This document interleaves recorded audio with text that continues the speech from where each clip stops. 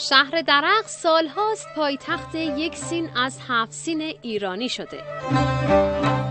300 کارگاه سمنو در شهر درق خراسان شمالی فعاله.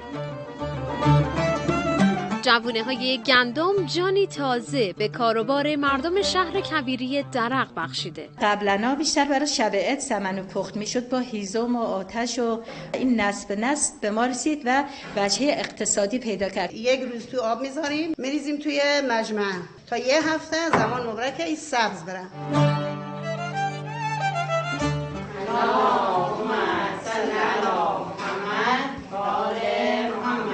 مردم درق کل سالو سمنو تولید میکنن که منحصر به فرده. ما پختمان به هیچ وجه تعطیل نمیشه، چون به مشتریان قول دادیم که پخت روز داشته باشیم. ماندگاریش هم تا 2 ساله.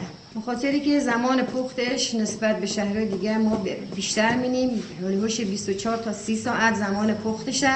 این سینه 7 سین ایرانی از پایتخت سمنوی ایران به نقاط مختلف جهان به سوغات میره. امارات رفته، دبی رفته، بعد آلمان رفته، به عنوان سوغات رفت. در شهر درق در هر خونه‌ای رو که بزنی بوی سمنو میاد. برای فردا سمنو درست کنیم. خب چند روز طول کشیده تا انقدر سبزه زده؟ اینا 5 روز.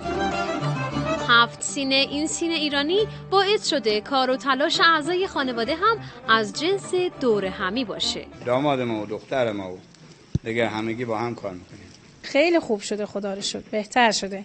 یعنی پا قدم حاج آقا خیلی خوب بوده دیگه. خیلی خوب بوده. نه جون من سمنو میخواهم یا شیرین دهنو میخواهم. آوازه این شیرین دهنو دهان به دهان گشته و مشتری جذب کرده. حاج آقا شما از کجا تشریف میارین؟ کرج. همیشه میریم اینجا مزاحم آشخانه میشیم، سمنو میخریم ازش.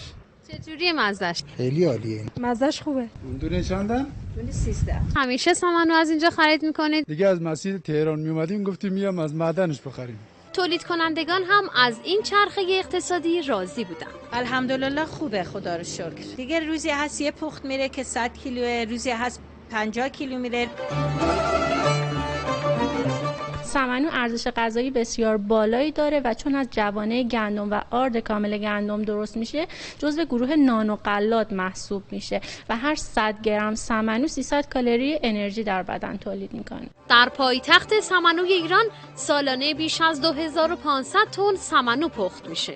جشنواره پخت سمنوی درق با شماره 1116 در فهرست آثار ملی ناملموس کشور به ثبت رسیده است. اما 7 سین ایرانی فقط برای تماشا نیست. هر سینش میتونه رونق اقتصادی بپا کنه.